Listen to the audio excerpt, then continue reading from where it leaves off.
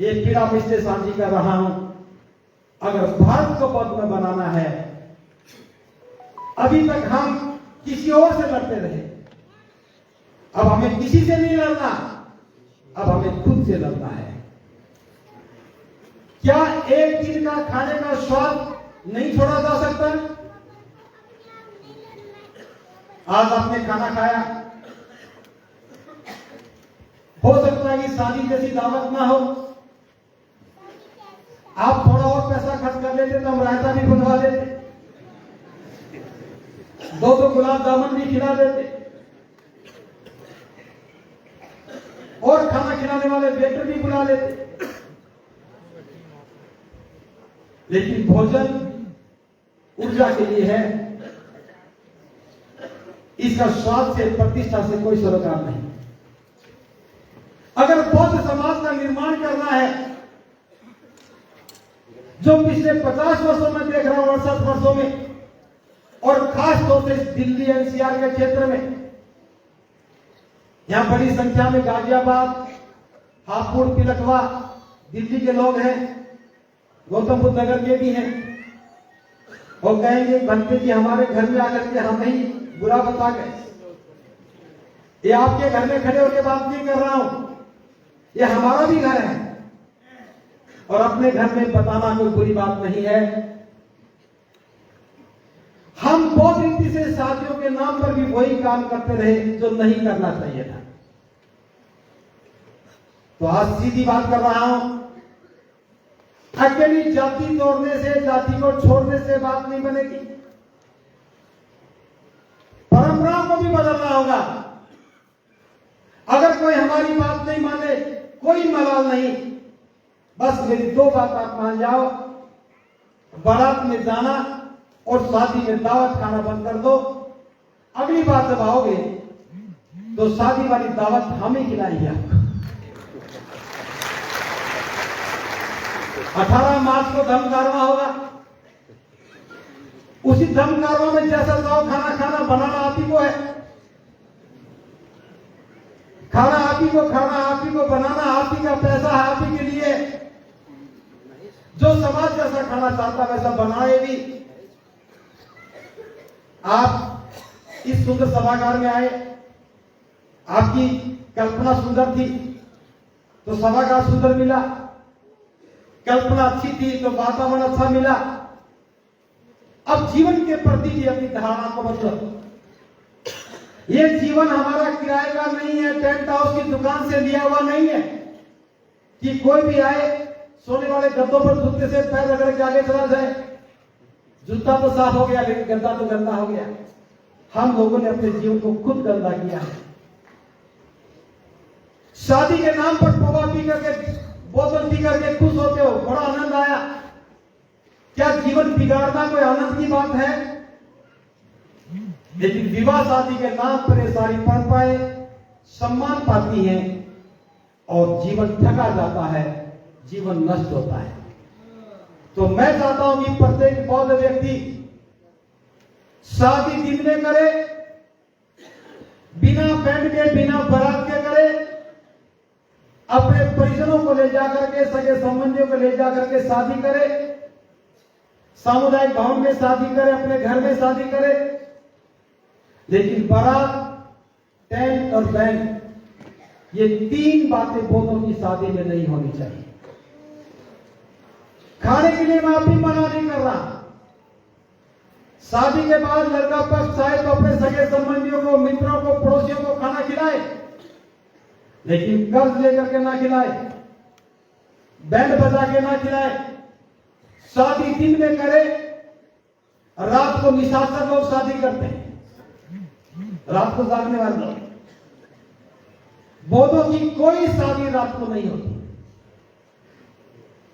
अगर आप इस विचार में मेरे साथ हैं तो मैं पूरे विश्वास के साथ कहता हूं, आने वाले कुछ दिनों के बाद इस बात पर शोध शुरू होगा कि बौद्ध लोगों ने अपने जीवन को कैसे तराशा, बौद्ध लोगों ने अपने जीवन को कैसे सुंदर बनाया। बौद्ध लोग, इस देश के बौद्ध लोग अपनी गरीबी से बाहर निकल करके समृद्धि का जीवन कैसे जिए, बौद्ध लोगों ने अपने आत्म को श्रेष्ठ कैसे बनाया। तो धम्म भूमि का ये श्रेष्ठ जीवन का आंदोलन बुनियाद में दिखाई देगा और इमारत के रूप में आपके जीवन का स्वरूप नजर आएगा।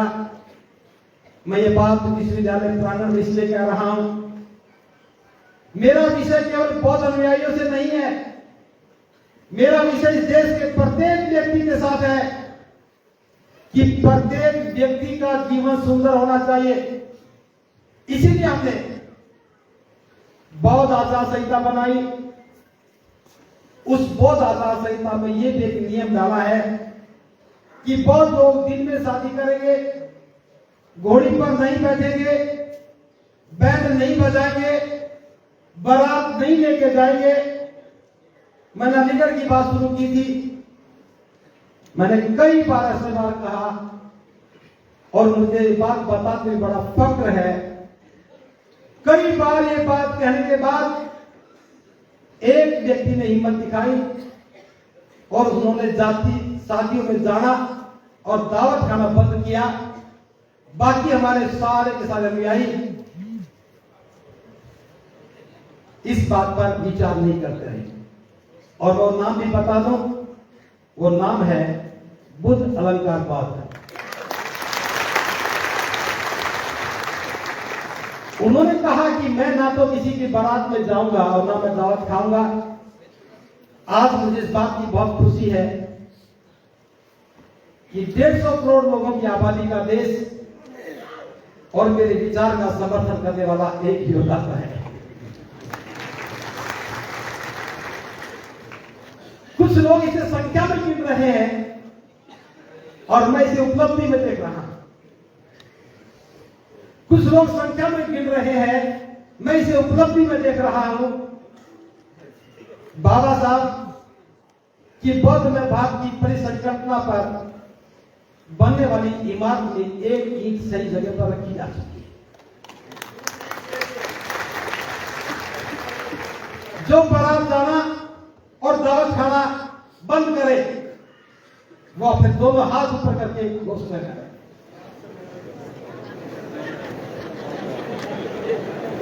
घुमा लो कैमरा, गौतम जी कैमरा घुमा लो। एक बारात नहीं जाएंगे, दावत नहीं खाएंगे, आपको करना पड़ेगा ना।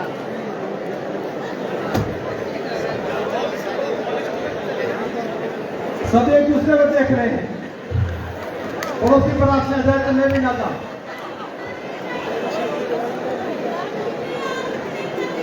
बहुत बहुत साधुवाद। अब मेरी बात ध्यान से सुनिए, एक बात ध्यान से सुनिए। आपको लगता होगा कि आपने हाथ ऊपर कर लिए, लेकिन मैं बता रहा हूं, मेरा विश्वास है कि इस पंडाल में बैठा हुआ कोई भी व्यक्ति झूठा हाथ नहीं उठा सकता।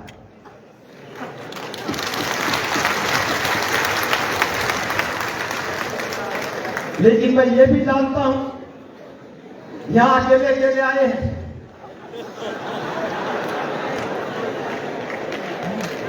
क्योंकि पुरुषों की मानसिकता बहुत स्पष्ट है, अगर अकेले हैं तो कहीं भी हाथ ऊपर उठवा दो, और अगर परिवार साथ है, जीवन संगिनी साथ है, तो उन जैसा बेचारा भी कोई नहीं।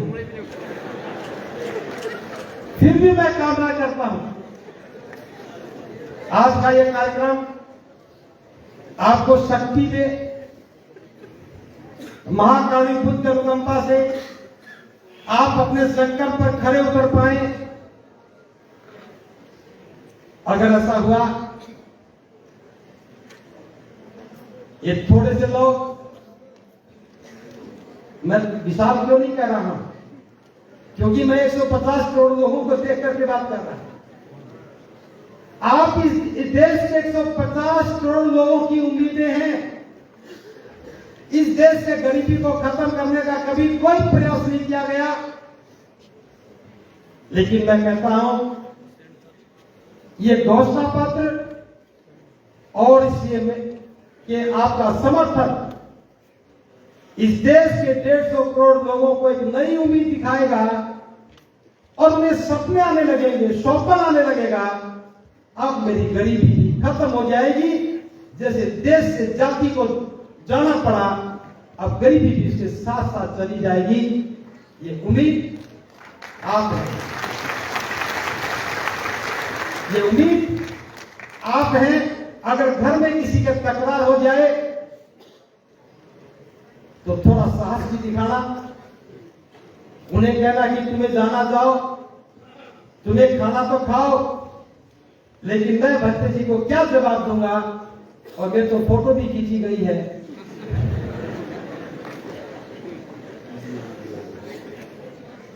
पूरे देश में आपकी तस्वीर है। ये बात बहुत आसान है, बहुत मुश्किल नहीं है। आप दावत खाना बंद कीजिए, बारात में जाना बंद कर दीजिए, हम शादी की परंपरा बदल देंगे।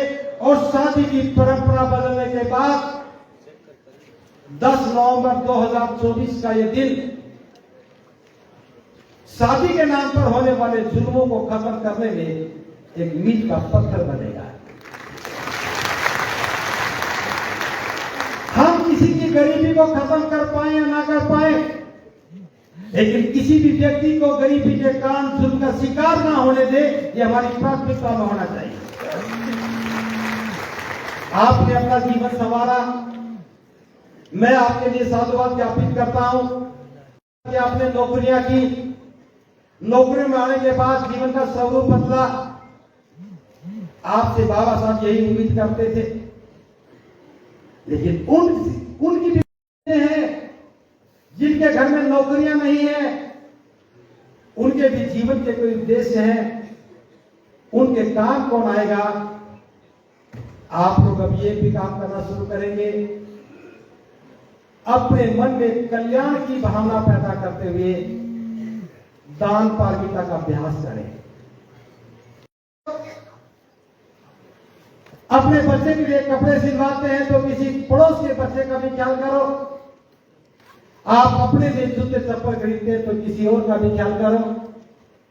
भले थोड़ा करो, बौद्ध होने का ये भी एक प्रमाण है कि आपके मन में करुणा का वास हुआ और हम अपने भाइयों के प्रति दयालु बने, हितैषी बने। केवल मंच पर बात करने से तो होता तो मैं अकेला ही बहुत था, लेकिन ये काम तो करने से होगा। अब हम अभ्यास करेंगे करुणा और मैत्री का। हम जहां पर भी कोई आपदा आती है, आपदा किसी पर भी आए, उसकी जाति नहीं देखनी, वो किस प्रदेश से ये नहीं देखना। हम पूरी मानवता के लिए काम करने वाले लोग हैं। किसी भी प्रकार की आपदा में आपको सहयोगी बनकर के सहायता भिजवानी है। चाहे कहीं बाढ़ आ जाए, चाहे कहीं आगजनी हो जाए, चाहे कहीं और प्राकृतिक आपदा आ जाए, ये बौद्धों का गुण है। बाबा साहब ने भारत में बौद्ध धर्म का भविष्य जो लेख लिखा था, उसमें इस बात का जिक्र किया। और बाबा साहब ये चाहते थे कि भारत के बौद्ध भी करुणा और मैत्री के साथ लोगों के कल्याण के लिए काम करें।